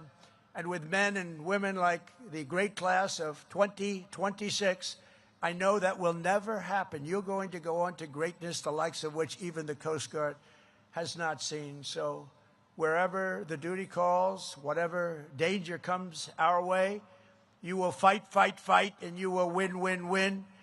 I want to just say a very strong God bless the Coast Guard Academy, the class of 2026. God bless the United States military, and God bless the United States of America. Thank you very much. Have a great, great, and stellar career. Thank you very much, everybody. Thank you.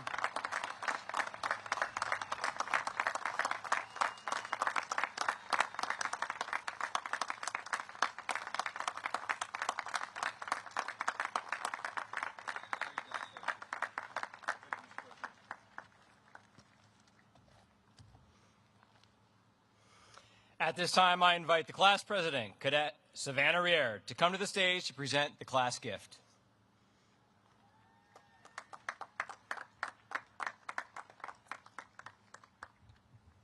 Mr. President, on behalf of the class of 2026, I present you with this token of appreciation.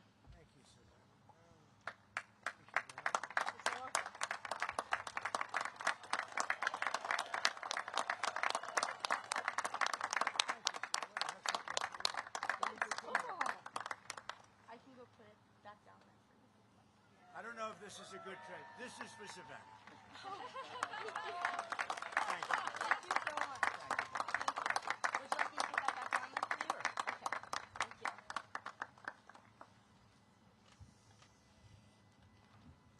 I am now pleased to introduce Dr. Amy Donahue, Provost and Chief Academic Officer, who will share remarks and present candidates for degrees. Please be seated.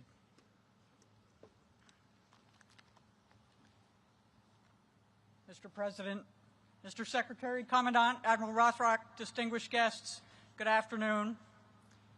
And good afternoon to the great class of 2026.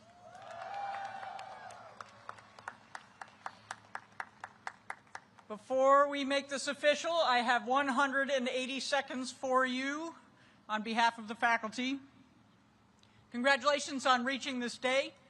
It's a remarkable threshold, one you will remember forever as an indelible moment of triumph and promise. Today, you stand at the boundary between cadet and officer, between preparation and service, between keeping your eyes in the boat and being responsible for the performance of others.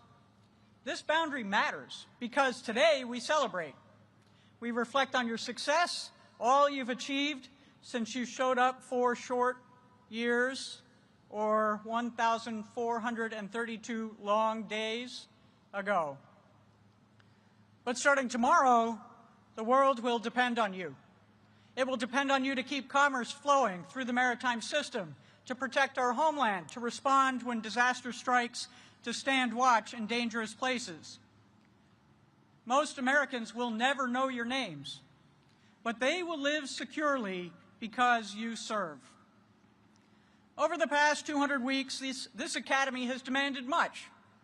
You have written mountains of papers, taken scores of exams, attended thousands of hours of class, marched hundreds of miles, sailed thousands more, consumed heroic quantities of pizza. Through all of that, you've succeeded academically, militarily, physically, else you wouldn't be here today. Fundamentally, you have changed. Because education is really not about acquiring knowledge, though it does involve a lot of that. It is about developing judgment that lasts long after you forget what we taught you. Doing that takes time. We don't need 200 weeks to teach you how to do push-ups or wear a uniform or even be an officer. And you could have gotten a college degree quicker someplace else. But you could only earn this education here. A degree from the United States Coast Guard Academy is not mere acquisition of knowledge, but the forging of character, preparation for the manifold challenges ahead, whether on the high seas or in the halls of governance. It is about cultivating the virtues of leadership augmented by capability, tempered by understanding. Because the nation needs something more than technical prowess. It needs leaders able to learn, adapt, exercise sound judgment in complex situations where lives and national interests are at stake. Despite all you've accomplished, I expect you feel some trepidation in this moment. Good, because the work ahead is difficult and dangerous. In a few moments, you'll sing Semper Paratus, as you have hundreds of times in the last 4 years. And you will put particular emphasis on the words, fight to save or fight and die. This is not just a dramatic line in a song. It is a reminder that this nation asks for your courage and sacrifice. It is said you should be ashamed to die until you have won some victory for humanity. This is a fitting charge because this service delivers victories for humanity every single day. We fight to save, and we must not die until we have won. Class of 2026, today you receive the diploma you earned. Tomorrow, you inherit the responsibility that comes with it. I'm about to present you to the superintendent to confer your degree. That sounds pretty procedural, but everyone here knows it is much more than that, because what it means is you are ready. And even if you don't quite feel it, trust us. After watching what you've endured, achieved, and become in 4 years, we are certain the world can depend on you. Thank you for what you and your families have done to earn our trust. Congratulations, class of 2026. We are proud of you. The Coast Guard needs you, and the nation is fortunate to have you.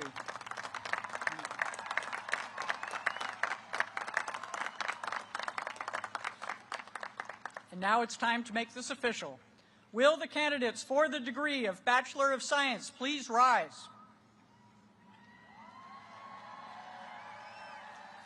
Admiral Rothrock, as Provost and Chief Academic Officer, I have the honor of presenting to you the candidates for the degree of Bachelor of Science. They have been examined and approved by the faculty.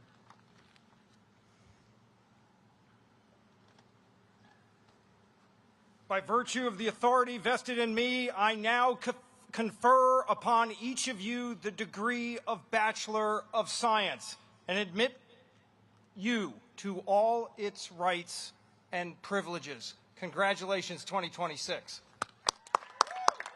Well done.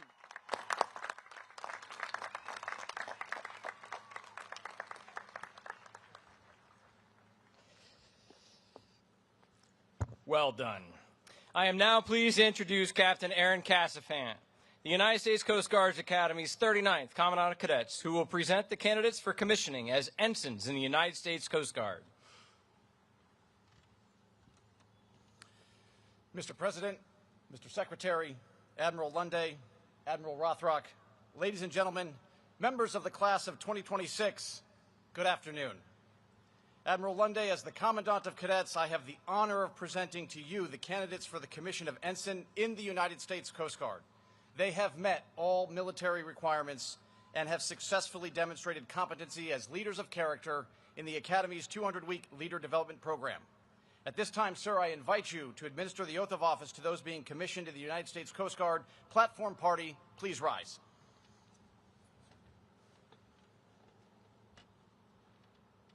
Raise your right hand and repeat after me. I state your name.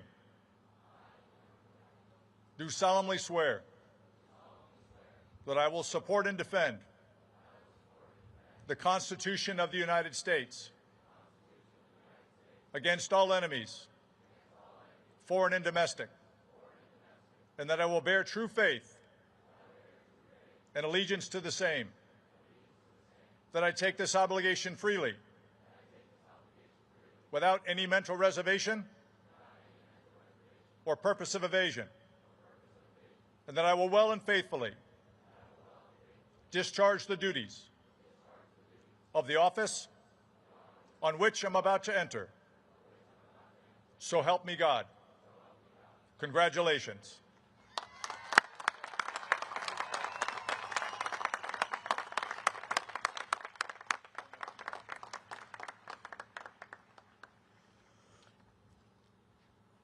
Thank you, Admiral Lundy. Ladies and gentlemen, please rise for the departure of the President. Tan hut! Those covered, hand salute.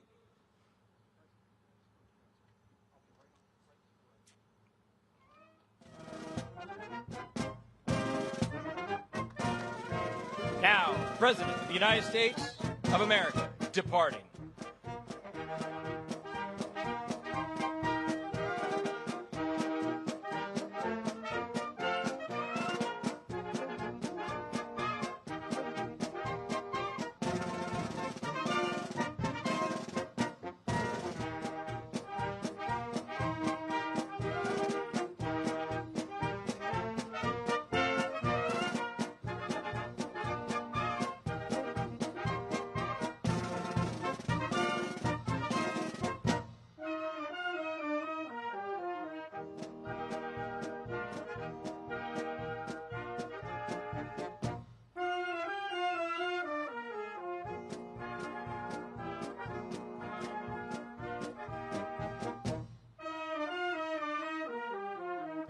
Ready, two.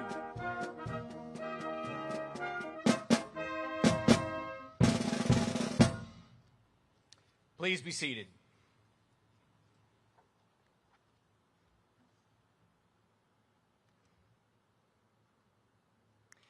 Now, the United States Coast Guard Band, conducted by Chief Warrant Officer Jeffrey Spenner, will perform the Armed Forces Medley as arranged by Chief Musician Sean Nelson. All past and present members of the military are invited to stand as the band plays their respective anthem. The United States Army.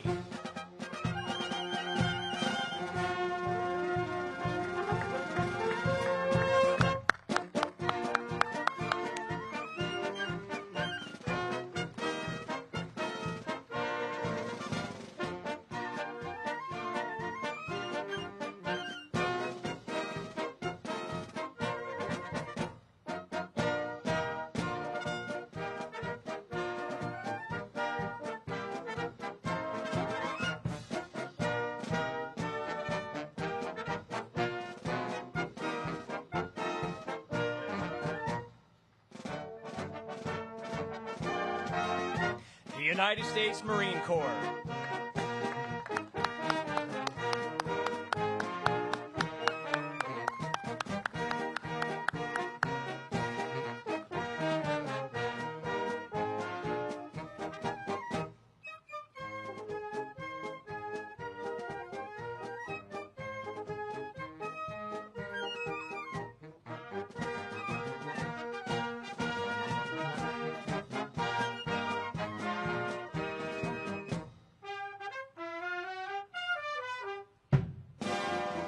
The United States Navy.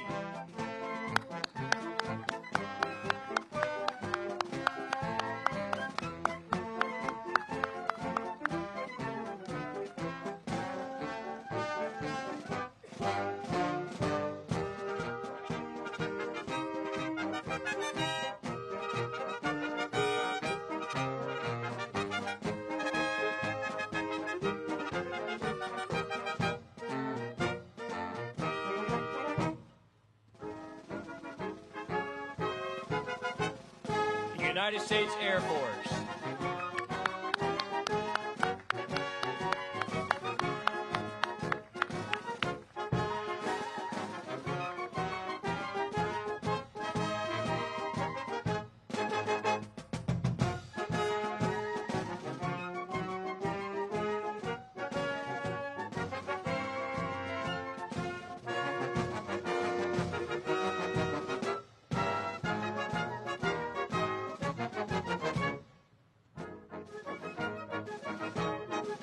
The United States Space Force.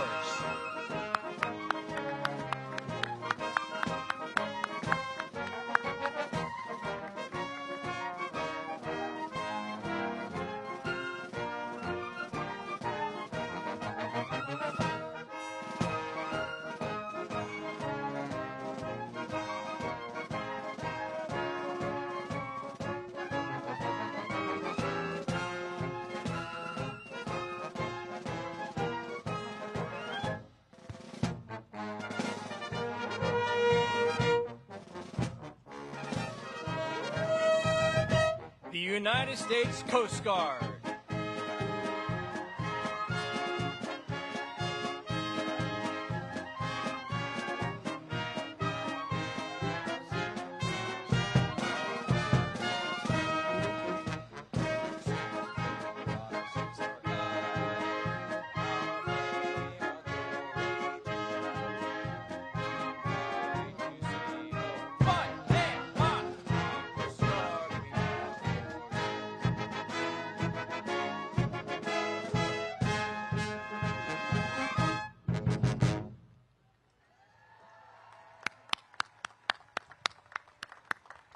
Please take your seats.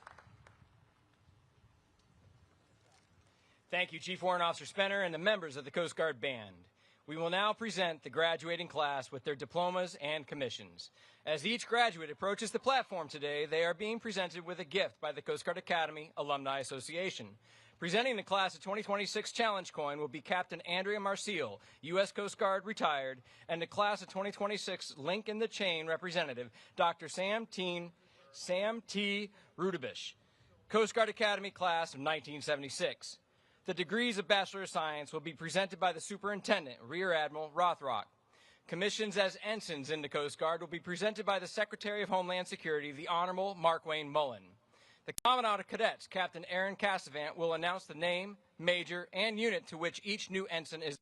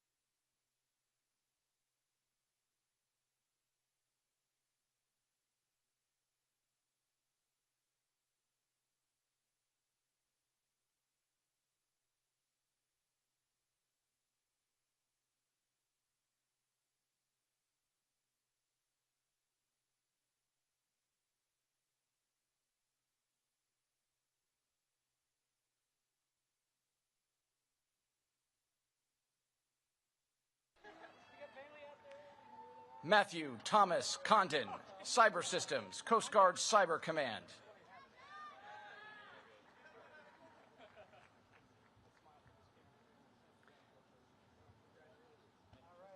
Julia Catherine Keneally, Marine and Environmental Sciences, Coast Guard Cutter Alex Haley.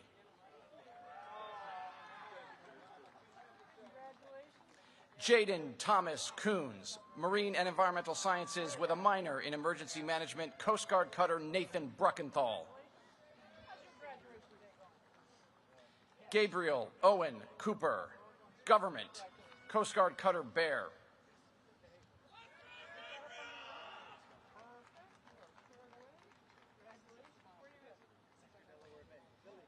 Alianne Matthew De La Vega, Cyber Systems, Philippines. Chase Stephen Denton, Management, Coast Guard Cutter Tampa. Nathan Craig Core, Mechanical Engineering, Marine Safety Unit, Homa.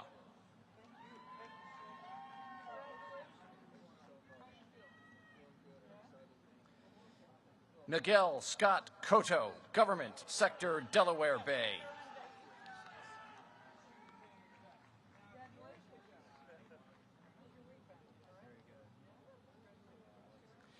Elliot Z. Coles, Marine and Environmental Sciences, Coast Guard Cutter Benjamin Bottoms.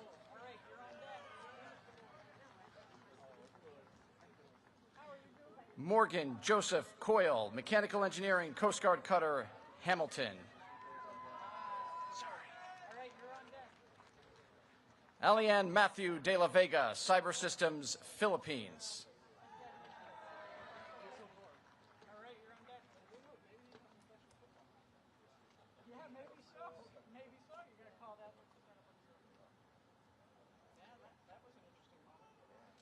Chase Stephen Denton, Management, Coast Guard Cutter Tampa.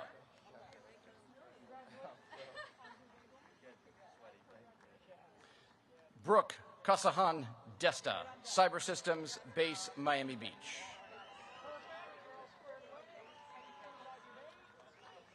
Carl Sebastian DeGiorgio, Management, Maritime Safety and Security Team, Kings Bay. Leonara Eleni Shoned Ducat, Electrical Engineering, Coast Guard Cutter Polar Star. Benjamin Shaw Dush, Naval Architecture and Marine Engineering, Surface Forces Logistics Center, Alameda. Ethan Kai Easley, Marine and Environmental Sciences with a minor in Emergency Management, Coast Guard Cutter Daniel Tarr.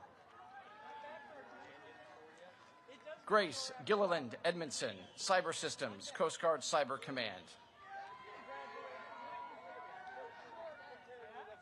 Michael Lee Edwards, Operations Research and Data Analytics, Coast Guard Cutter Hamilton. Helena Moani Kea'a Okaha Vapuhi Farias, Management, Coast Guard Cutter Stratton. Luke Michael Farrell, Civil and Environmental Engineering Training Center, Cape May. Nathan Ryan Fitt, Management, Coast Guard Cutter James.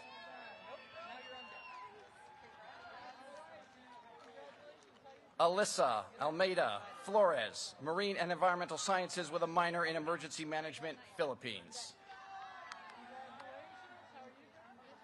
Miguel Antonio Flowers, Cyber Systems, Sector Southeast Alaska.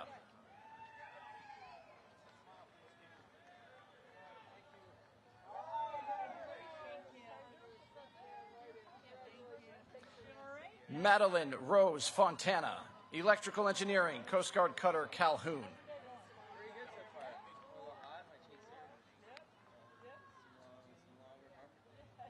Mia Elizabeth Forty, Government, Coast Guard Cutter Robert Yared. Daniel Eric Fredericks II, Government, Coast Guard Cyber Command. Grant Aki Freeman, Naval Architecture and Marine Engineering, Surface Forces Logistics Center, Alameda.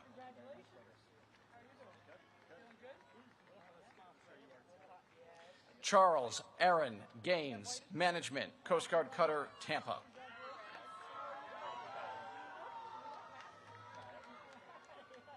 Zachary Cole Gamble, Naval Architecture and Marine Engineering, Basic Flight.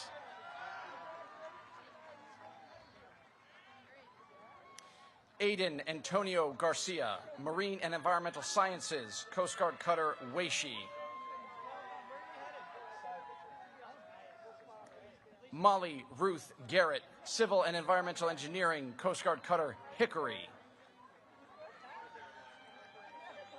Daniel Patrick Reagan Gibson, Cyber Systems, Coast Guard Cyber Command. Verlin Alexia Gibson, Cyber Systems, Guyana.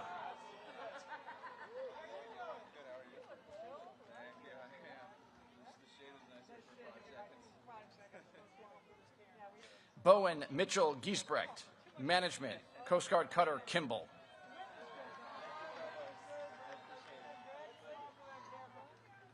Cale James Gottschalk, Operations Research and Data Analytics, Coast Guard Cutter, Hamilton. Joshua Devin Golden, Electrical Engineering, Coast Guard Cutter, Harriet Lane.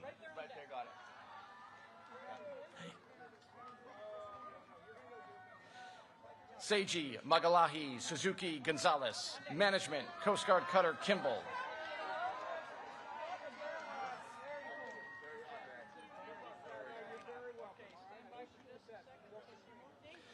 Margaret Ika Gorman, Cyber Systems, Coast Guard Cutter, Forward.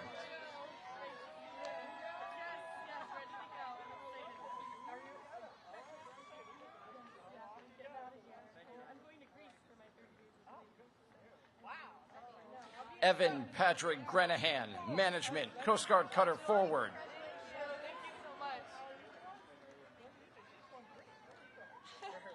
Isabel Iris Grimm, Civil and Environmental Engineering, Coast Guard Cutter, Harriet Lane.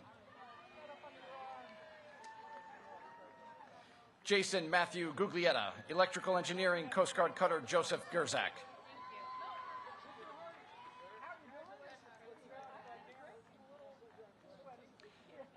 Razy Hannah Guillory, Management, Basic Flight.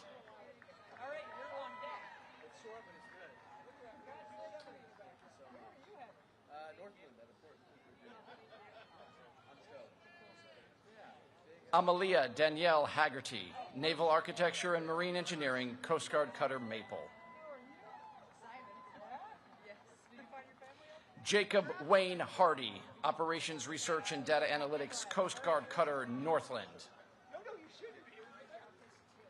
Leah Claire Harris, Operations Research and Data Analytics, Coast Guard Cutter, Myrtle Hazard. Nathan Patrick Harris, Electrical Engineering, Coast Guard Cutter, William Chadwick. Pauline Rose Hartman, Government, Coast Guard Cutter, Earl Cunningham. Catherine Jane Hegner, Operations Research and Data Analytics, Coast Guard Cutter, Mackinac.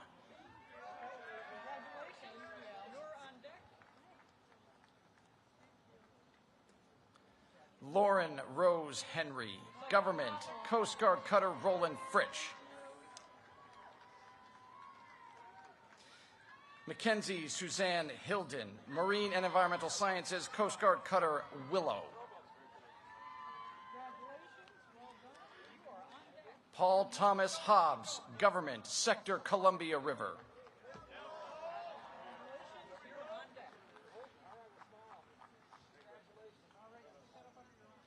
Charles Michael Holbrooks, Management, Coast Guard Cutter, Active.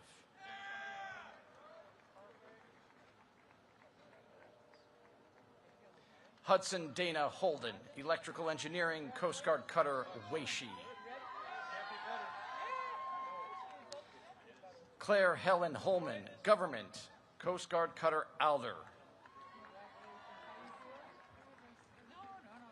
Maddox Hudson Holmes Selby, Marine and Environmental Sciences, Coast Guard Cutter, Storis.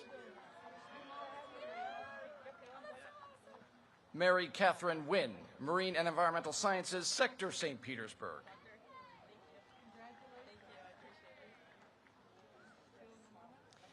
Adrian Justin Ilalau, Marine and Environmental Sciences, Palau.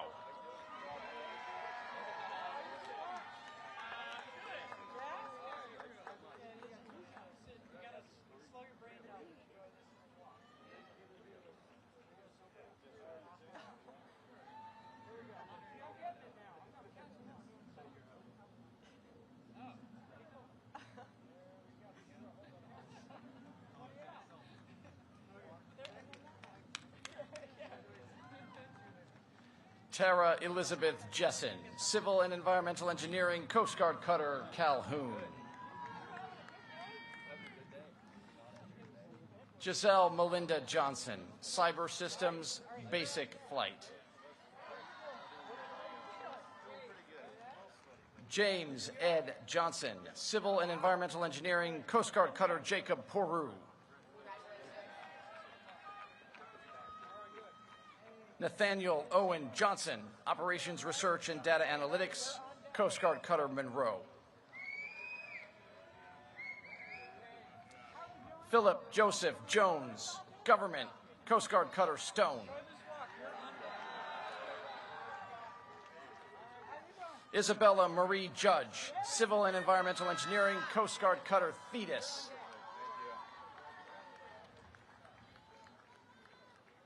James Young-Ho Kang, Cyber Systems, Coast Guard Cyber Command.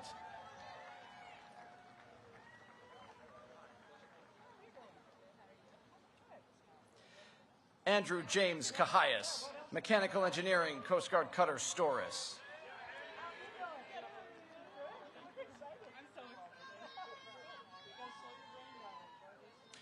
Laura Helene Keister, Naval Architecture and Marine Engineering, Coast Guard Cutter Calhoun.